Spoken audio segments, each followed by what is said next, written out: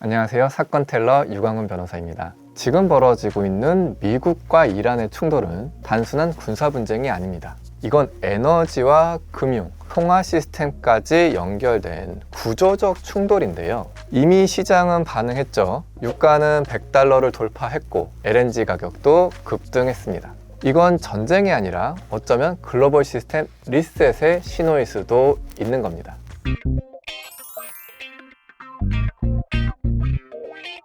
보통 전쟁을 이렇게 보죠. 이란의 도발, 미국의 보복, 그리고 이스라엘의 개입. 하지만 이건 표면입니다.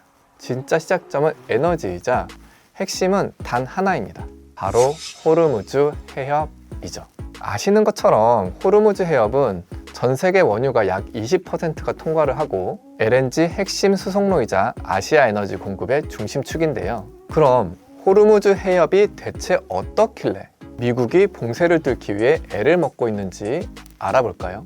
이건 단순 봉쇄가 아니라 글로벌 공급망 차단이기 때문입니다. 먼저 호르무즈 해협을 봉쇄하면 원유와 가스 공급이 감소하고 가격이 급등할 거 아니에요. 그러면 글로벌 인플레이션으로 금리 상승의 압력은 커지고 금융시장 충격으로 이어지는 거죠.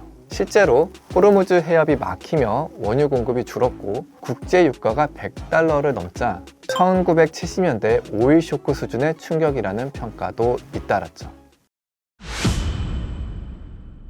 이제 이 전쟁은 세 가지 축에서 동시에 작동합니다. 먼저 에너지 전쟁입니다. 공급망 자체를 공격해서 에너지 가격을 무기로 사용하고 있는 건데요. 그 결과 인플레이션을 유발하고 글로벌 증시가 하락하며 금융시장에 엄청난 충격을 주었습니다. 왜 이란도 미국한테 국제유가가 $200까지 치솟을 걸 각오하라고 엄포를 놓았잖아요. 이건 이 전쟁이 사실상 경제전쟁이 됐다는 걸 암시해주는 대목이기도 하죠.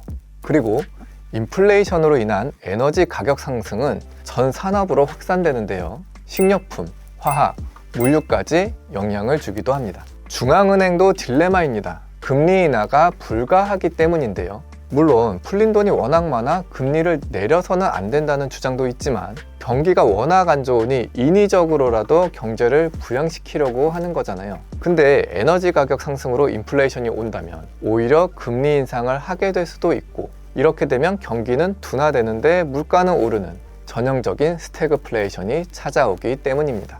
이 전쟁이 위험한 진짜 이유는 이겁니다. 글로벌 경제가 이미 취약한 상태에서 발생했다는 건데요. 현재 경제 상태를 한번 보죠. 코로나 이후 부채가 급증하고 여전히 고금리 사이클이 진행 중에 있습니다. 어떻게 보면 중금리죠. 이런 상황에서 전쟁으로 공급망이 불안해지고 에너지 충격이 들어오면서 에너지 가격 상승으로 기업 비용이 증가하고 소비는 감소하고 경기는 둔화되는데 물가는 상승하는 복합 위기가 온 겁니다. 여기서부터가 진짜 중요합니다. 많은 사람들이 지금 이 전쟁을 보면서 미국이 왜 이렇게까지 강하게 나오지? 이란은 왜 계속 버티지? 이렇게 생각합니다. 근데 이걸 단순히 군사 충돌로 보면 절대 이해가 안 됩니다. 이건 총싸움이 아니라 시스템 싸움이기 때문인데요.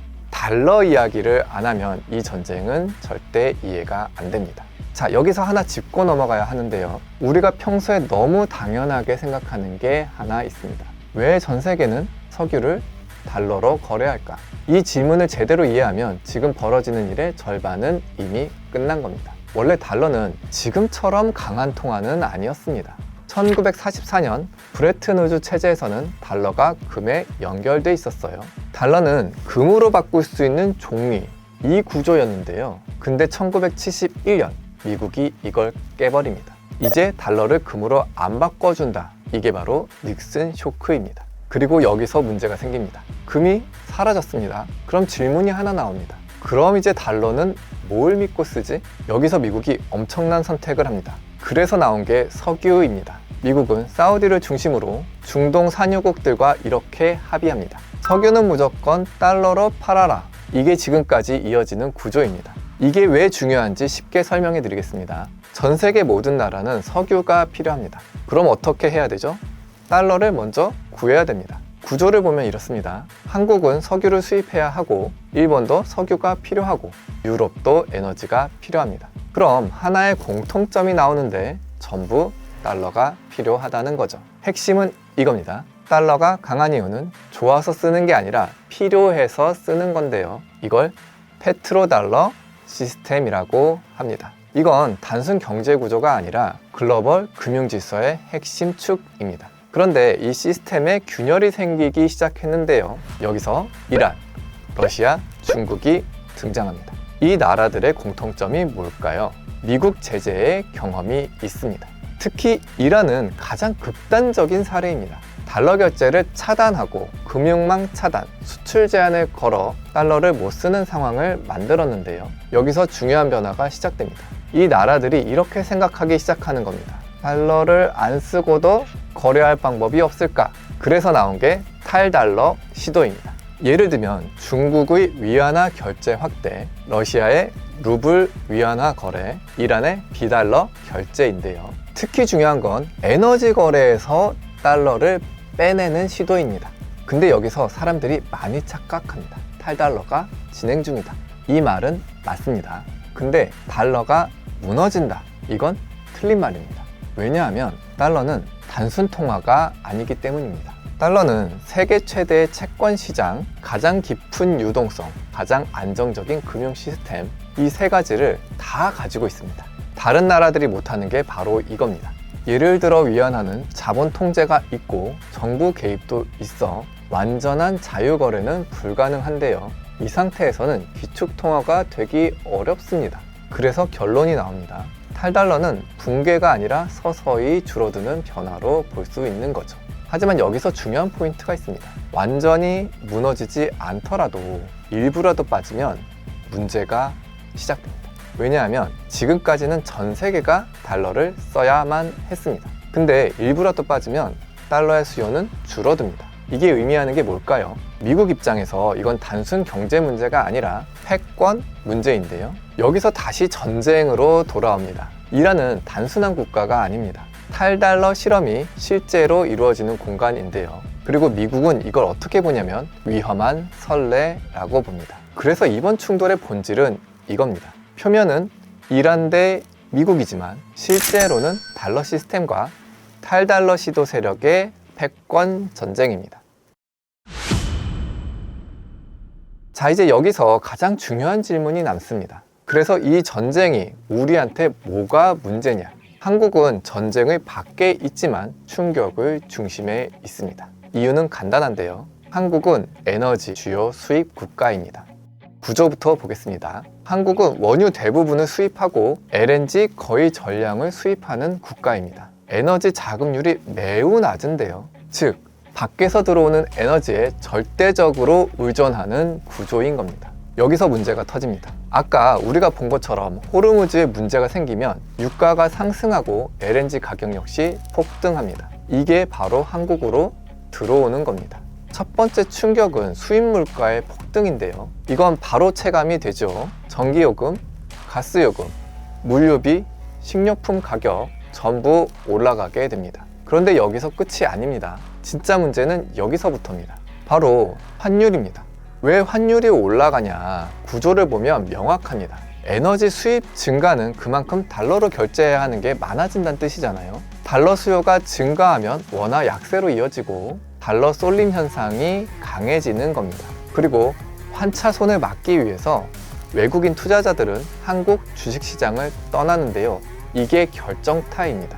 외국인은 이렇게 움직입니다. 주식 수익과 환율을 동시에 봅니다. 예를 들어 보겠습니다. 주식이 10% 올랐습니다. 근데 환율도 10% 올랐습니다. 그러면 원화 가치 하락으로 인해서 외국인들은 수익을 봤어도 실제로는 수익이 적거나 없을 수 있고 오히려 손해를 입었을 수도 있는데요. 그래서 지금 어떤 일이 벌어지고 있죠? 환율이 올라가기 시작했더니 외국인이 엄청난 매도 폭탄을 쏟아내고 있잖아요. 그러면서 외국인 매도는 주가를 하락시키고 추가 매도를 유발하는 악순환이 반복되고 있는 겁니다.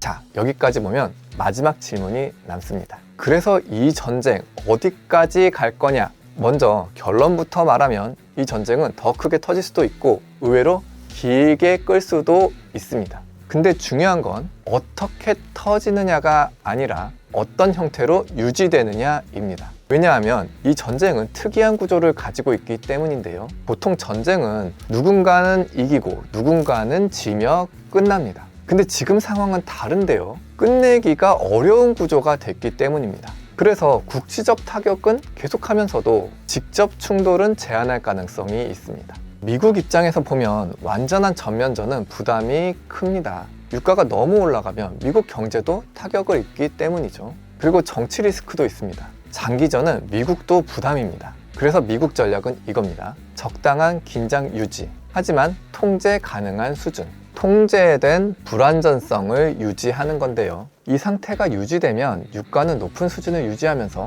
시장은 계속 불안해지며 달러 수요가 증가하며 긴장 자체가 자산이 되는 구조가 되는 겁니다. 그리고 걸프 국가들이 이란의 보복으로 아우성치고는 있지만 돈 버는 건 걸프 산유국들입니다. 사우디의 경우를 볼까요? 국제 유가가 70에서 80달러 선이 유지돼야 국가 경제에 아무 문제가 없습니다. 그런데 지금은 100달러를 넘나들기에 산유국들에겐 무조건 나쁜 상황은 아닙니다. 물론 이란의 호르무즈 해협 봉쇄로 석유 수출에 제한이 걸렸을 땐 이야기가 달라질 수는 있지만 무조건 나쁜 상황만은 아니라는 것이죠. 지금 벌어지는 미국과 이란의 전쟁은 단순한 뉴스 한 줄로 끝날 일이 아닙니다. 이건 에너지, 금융, 통화가 동시에 맞물려서 흔들리는 사건입니다. 그리고 이 충격은 전쟁터에서만이 아니라 우리의 삶으로 들어오고 있습니다. 지금 중요한 건 누가 이기느냐가 아닙니다. 이 변화 속에서 누가 살아남느냐입니다. 안녕하세요. 사건 텔러 유광문 변호사입니다. 오늘 사건 텔러에서 다룰 주제는 하나입니다. 트럼프의 관세는 경제정책인가 전쟁 준비인가? 그리고 이 질문을 풀 열쇠는 한 사람의 이론에서 나옵니다. 우리가 지금 보고 있는 장면들, 관세 폭탄, 그리고 관세로 인한 자동차 산업 직격탄, 베네수엘라의 마두로 체포, 이란 본토의 타격, 미국의 해군력 증강, 이게 각각 따로 움직이는 것처럼 보이시죠? 그런데 이걸 한 줄로 꿰는 이론이 있습니다. 바로 19세기 미국 해군 전략가인 이 사람이 남긴 한 문장, 해양을 지배하는 자가 세계를 지배한다. 오늘은 트럼프 대통령의 관세 정책을 알프레드 세이어 마한의 해양 패권 이론으로 분석해 보겠습니다.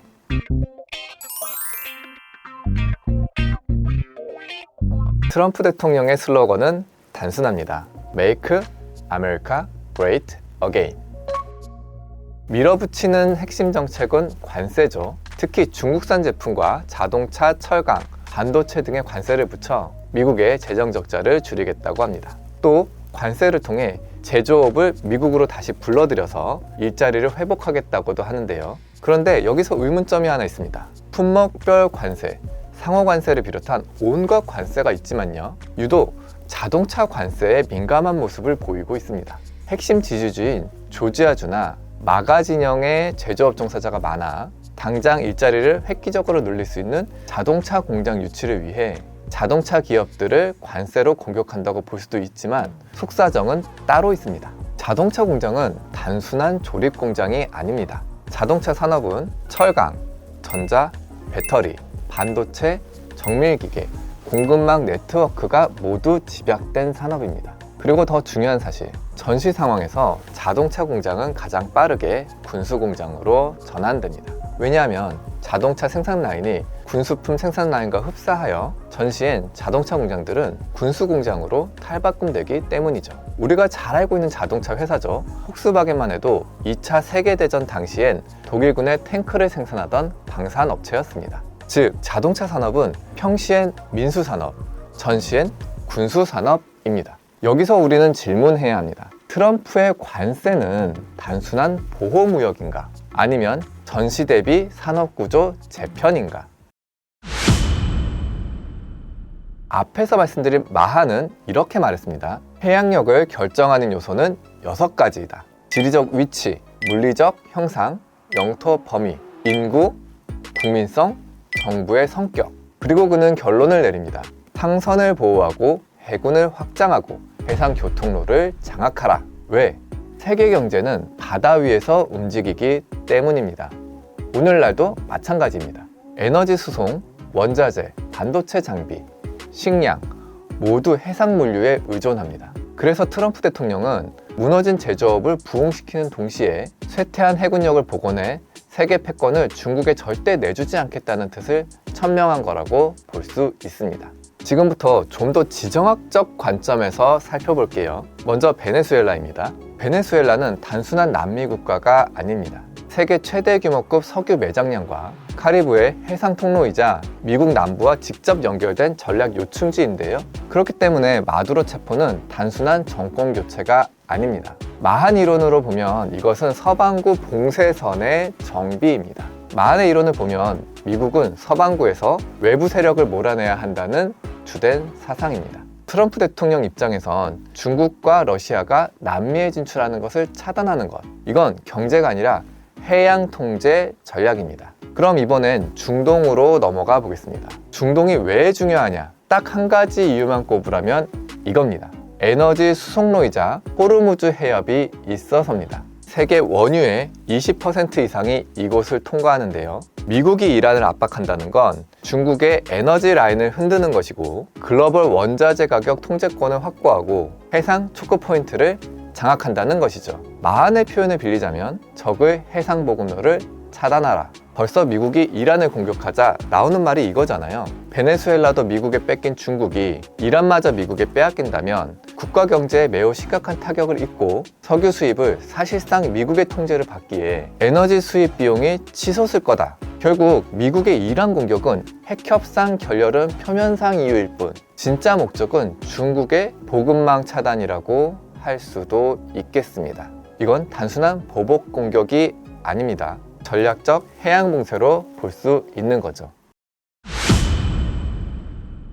중국은 랜드 파워 국가입니다. 대륙 기반 1대1로 중앙아시아의 육상 루트. 하지만 중국 경제의 심장은 해상 수출입니다. 미국이 남중국해와 대만 해협, 인도양, 중동을 압박하면 어떻게 될까요? 중국은 사실상 내륙 국가로 전락하며 수출부터 시작해 태평양을 비롯한 남중국해에서의 영향력마저 모두 잃게 될 텐데요. 그러면 중국은 미국과의 패권 전쟁에서 군사적인 측면에선 패배하게 되는 것이고 이후 후폭풍으로 중국 경제에도 엄청난 악영향을 미치게 될 겁니다. 최근 트럼프 대통령이 계속해서 대규모 투자를 얘기하는 부문이 있습니다. 해군력 증강과 조선업 부활. 이건 단순 군비 경쟁이 아닙니다. 마한은 말했습니다. 해군력은 전쟁이 나기 전에 이미 승패를 결정한다. 트럼프가 제조업을 미국으로 복귀시키는 이유이기도 하며 기업들이 말을 듣지 않을 것을 대비해 관세로 협박하는 이유입니다. 그래서 해군력 증강과 조선업 부활에 필수적인 철강, 반도체, 전력 시스템, 정밀 가공 산업을 자국 내에서 확보하기 위해서라면 이라는 질문이 던져지는 순간 이건 전쟁 준비 구조로도 볼 수 있습니다. 관세는 무엇입니까? 총을 쏘지 않는 전쟁, 경제적 차단, 공급망 재편, 상대 산업의 기반 약화. 자동차 산업이 피해를 본다는 건 글로벌 공급망을 흔들겠다는 뜻입니다. 특히 중국과 연결된 라인 말이죠. 트럼프의 전략은 서반구 안정화, 중동 에너지의 통제, 해군력 확장, 제조업의 복귀, 중국의 고립, 이 5개의 축으로 움직입니다. 마한식 해양 패권 전략과 거의 동일한 구조입니다. 여러분, 이건 단순 관세 전쟁이 아닙니다. 이건 21세기형 해양 패권 전쟁의 전초전일 수 있는 겁니다. 우리가 여기서 한 가지 짚어야 할 것이 있습니다. 중국은 스스로를 대륙 문명이라고 규정합니다. 하지만 경제 구조는 완전히 다릅니다. 수출 의존 경제, 에너지의 대부분을 해상 수입하고 식량과 곡물의 상당 부분을 해상 운송한다는 건데요. 중국의 심장은 바다 위에 있는 겁니다. 그런데 지금 미국이 움직이는 지점이 어디입니까? 남중국해, 대만 해협, 인도양, 호르무즈 해협. 이건 단순 군사적 긴장이 아닙니다. 해상 생명선 압박입니다. 그리고 트럼프 대통령이 해군력 증강의 시작을 알린 거라고도 볼 수 있습니다. 마한은 미국의 해군기지를 확보해야 한다고 늘 강조했습니다. 연료를 공급하고 수리를 할 수 있는 기지 없이는 해군력 확대가 불가능하다고 봤기 때문인데요. 이 과정에서 식민지가 필요하다고 봤습니다. 미국의 생산이 확대된다면 생산물들의 교역이 필요하고 상품 운송을 위한 해운업이 필요하고 항로를 보호하기 위한 거점이 필요해 해군기지로서의 식민지가 필요하다고 했는데요. 실제로 트럼프 대통령이 그린란드를 확보해서 북극 항로를 미국 발 아래 두고 베네수엘라를 확보하여 중국 회색지대 전술을 무력화하여 서방국 패권을 강화하겠다는 걸 보면 마한의 사상이 많은 영향을 미친 것으로 보입니다. 당장 미국이 이란을 차지한다고 가정해보면 시파워 관점에선 호르무즈 해협과 말라카 해협으로 이어지는 거대한 해양 지역을 통해 중국의 해상교통망을 막을 수 있고, 랜드파워 관점에선 중국의 1대1로를 끊고 대중국 포위망을 완성시킬 수 있는 만큼 이란이 가지는 지정학적 가치도 매우 큽니다. 이 때문에 관세 정책을 통한 미국의 제조업 부활이라든가 미국의 21세기 제국주의 전략은 사실상 중국과의 전쟁을 염두에 두고 펼쳐지는 전략이라고 보는 시각이 늘어나는 이유이기도 합니다. 마한도요, 해군 전략의 근본 원칙은 승패를 정하는 장소에 적보다 우월한 전략을 집중하고 다른 전투에서 적의 병력이 전장으로 이동하지 못하도록 견제한다는 집중의 원칙이라고 했는데요. 이렇게 마한의 이론을 통해 트럼프 대통령의 정책을 보니 정말로 비슷한 점이 많은 것 같습니다. 여러분, 미국의 해군은 20년 전에도 세계 최강이었고 지금도 세계 최강이라고 할 수 있습니다. 하지만 달라진 게 있습니다. 바로 전략입니다. 지난 20년간 미 해군의 운영을 보면요, 지금처럼 직접적인 군사적 선제 공격보다는 주로 지역 연안 방어에 초점이 맞춰져 있었습니다. 하지만 지금은 어떻죠? 대륙을 오가며 상대가 누구든 전면전을 불사하며 그야말로 전쟁을 벌이고 있습니다. 이건 마한이 18세기 영국과 프랑스의 전쟁에서 프랑스가 영국에 패배한 원인이 방어적인 해군 운영을 했기 때문이라는 마한의 분석과도 연관이 있어 보입니다. 마한은 자고로 해군이란 연안 방어와 같은 소극적인 전략에서 벗어나 필요시 적함을 경멸한다는 공격적 개념에 의해 편성되어야 한다는 주장을 했는데요. 그리고 주력 함대는 적과의 결전도 불사해야 한다고 강조했습니다. 강력한 함대만이 미국을 방어하고 제해권을 장악할 수 있는 유일한 길로 봤기 때문입니다. 한 줄로 정리하면 교역로를 보호하고 적의 병참을 끊어라, 이 말입니다. 지금 이란에서 벌어지는 일들만 본다면 마한의 이론과 딱 맞아떨어지잖아요. 단순 제조 역량만으로는 해군력을 강화하고 해양 패권을 지킬 수 없으니 충격 요법으로라도 해군력 강화에 힘을 보태고 있는 것으로 보입니다. 또 이제 21세기 들어 대규모 해상 공중전, 우주전을 경험한 나라는 미국밖에 없게 됐고요. 또 마한은 영국은 나폴레옹 대군과 싸울 육군이 없었고 나폴레옹은 영국 해군과 싸울 해군이 없어 패배했다는 분석을 했는데요. 이걸 현 상황에 대입해 본다면 중국은 미국과 전면전을 치를 해군이 준비되지 않았고 미국은 중국 본토에 들어가 싸울 육군의 희생이 너무 크기 때문에 트럼프 대통령은 압도적인 해군력으로 중국과의 전쟁을 미연에 방지하거나 전쟁이 나도 해상 전력으로 전쟁을 끝내겠다는 생각으로 보입니다. 21세기 패권 전쟁은 총송보다 먼저 관세로 시작되고 공급망으로 흔들리고 해상로에서 결정됩니다.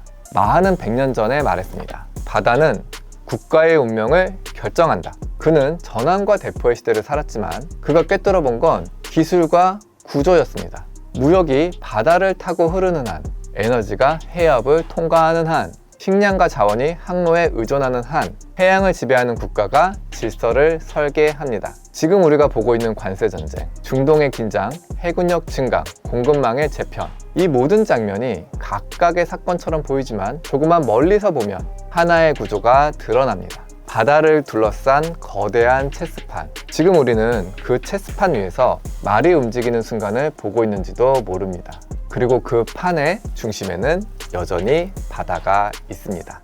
여러분, 지금 뉴스 보면 계속 이런 이야기 나오죠. 미국이 항공모함을 중동에 보냈다. 전투기 수백 대가 전개했다. 이란 공격이 임박했다. 미국이 이란을 공격하며 세계가 다시 한번 경랑 속으로 들어갔습니다. 그래서 이란과의 핵 협상이 결렬되어 미국이 중동 전면전에 나섰다는 분석들이 나오는데요. 제가 오늘 말씀드릴 건 완전히 다른 얘기입니다. 이건 단순히 미국 대 이란의 갈등이 아닙니다. 미국과 중국의 패권 전쟁의 일부입니다. 이란은 지금 전면에 서 있는 플레이어 같지만 사실은 전략적 연결고리입니다.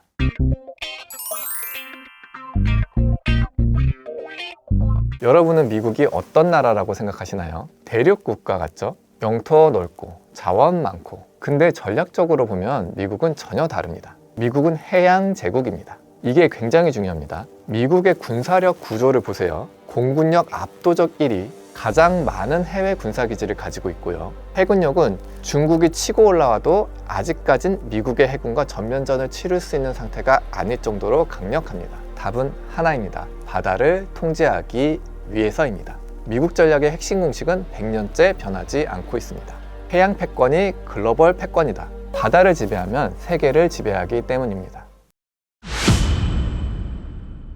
많은 사람들이 이렇게 말합니다. 그럼 왜 미국은 중동을 노립니까? 셰일 혁명으로 석유 자급 되잖아. 맞습니다. 미국은 이제 중동 석유가 없어도 됩니다. 그런데 중요한 건 이겁니다. 미국이 필요하냐가 아니라 다른 나라가 필요하냐입니다. 미국이 국제 유가를 관리해야 자국 내 물가 부담을 낮출 수 있고, 미국도 일정 부분은 석유를 수입해 사용하기도 합니다. 그리고 중동 석유 누가 제일 많이 씁니까? 중국, 일본, 한국을 비롯한 아시아 제조 국가들입니다. 즉 중동은 미국 에너지의 공급원이 아니라 중국 산업 동맥인데요. 미국의 전략은 여기서부터 시작됩니다. 전략 전문가들이 쓰는 표현이 하나 있습니다. 초승달 전략. 지도 한번 떠올려 볼게요. 페르시아만, 이라크, 시리아, 레바논, 동지중해. 이걸 연결하면 초승달 모양이 나옵니다. 이 구간이 정확히 무엇과 겹치냐? 이란의 영향권 벨트입니다.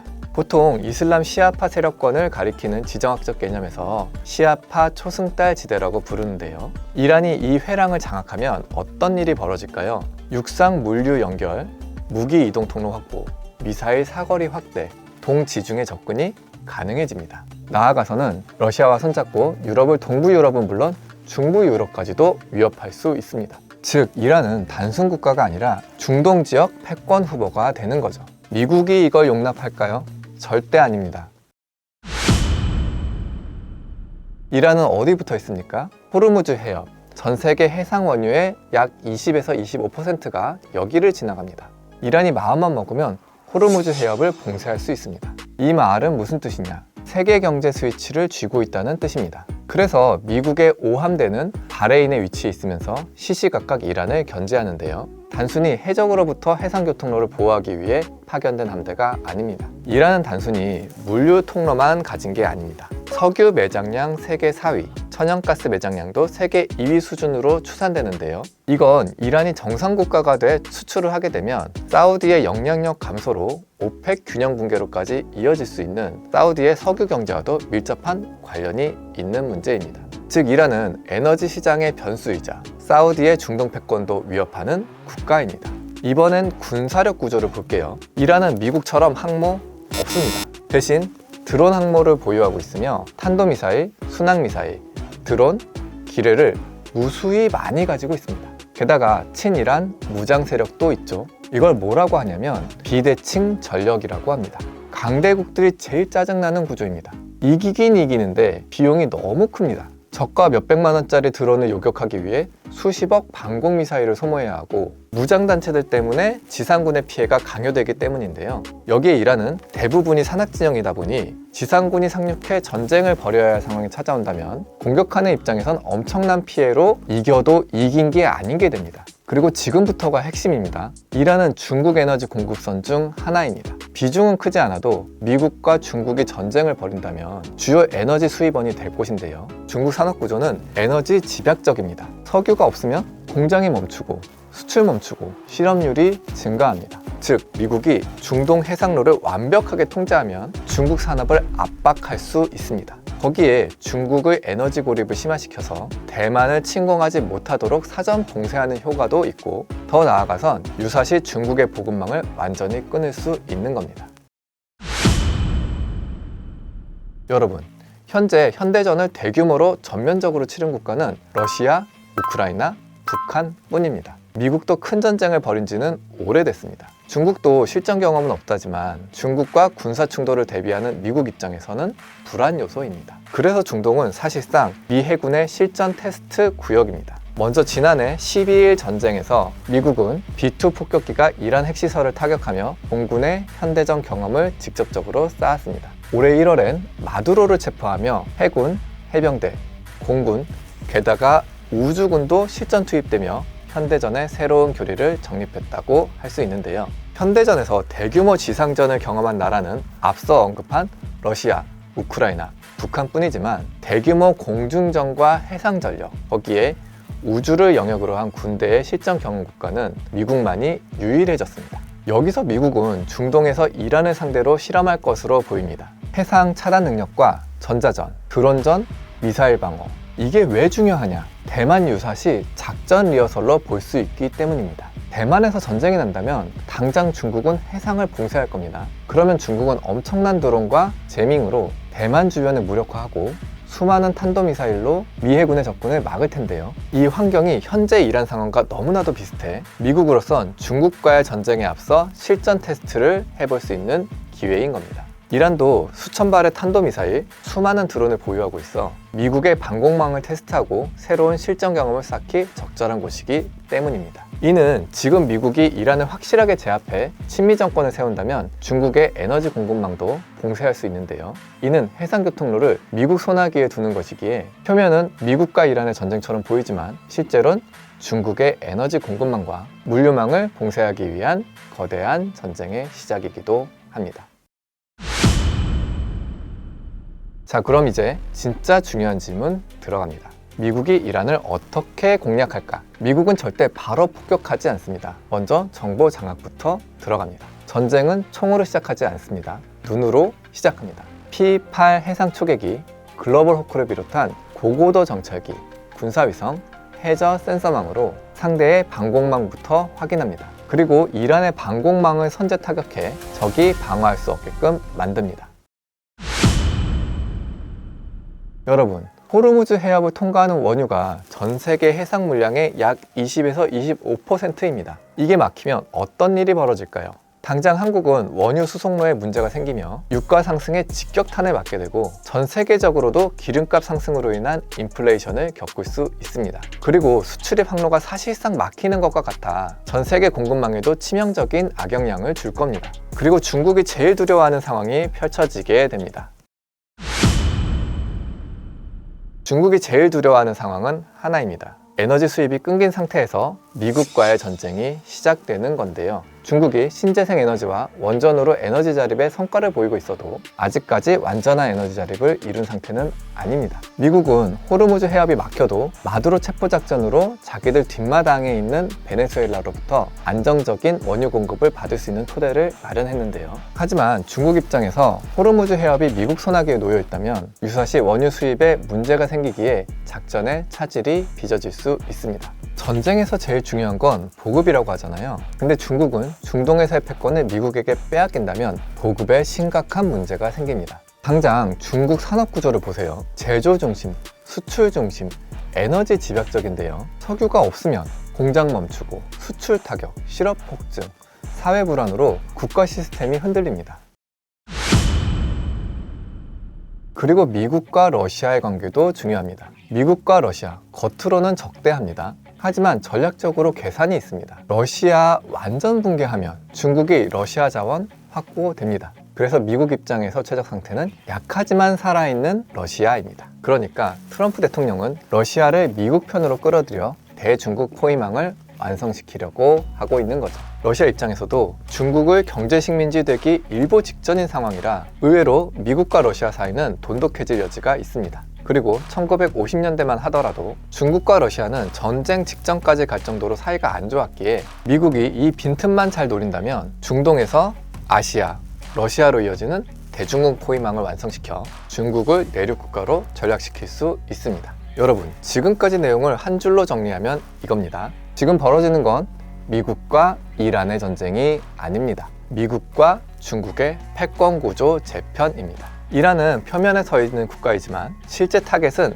에너지, 해상로, 그리고 중국의 숨통입니다. 미국이 중동을 장악하면 중국 에너지에 동맥을 쥐게 됩니다. 해상 교통로를 통제하면 전쟁을 하지 않아도 이길 수 있습니다. 현대 패권전의 본질은 총이 아니라 구조입니다. 군사 압박, 금융 압박, 해상 통제, 동맹 재편, 이 네 가지가 동시에 돌아가고 있습니다. 미국이 원하는 건 이란의 붕괴가 아니라 통제 가능한 질서입니다. 그리고 중국이 가장 두려워하는 건 항모가 아니라 보급로의 차단입니다. 만약 미국이 중동, 러시아, 인도 태평양을 하나로 묶는 대중국 포위망을 완성한다면 그때 중국은 해양국가가 아니라 내륙국가로 밀려나게 됩니다. 그 순간이 진짜 패권 이동의 시작입니다. 여러분이 지금 보고 있는 뉴스는 단순한 중동의 긴장이 아닙니다. 21세기 최종 패권전의 사전 배치 단계입니다. 전쟁은 아직 시작되지 않았습니다. 하지만 판은 이미 깔렸습니다. 앞으로 누가 먼저 실수하느냐, 누가 보급을 잃느냐, 누가 동맹을 잃느냐에 따라 세계 질서는 완전히 달라질 겁니다. 지금은 총성이 아니라 전략이 울리는 시간입니다. 오늘 내용 유익하셨다면 구독과 좋아요, 알림 설정 해주시고요. 지금까지 사건 텔러 유광훈 변호사였습니다.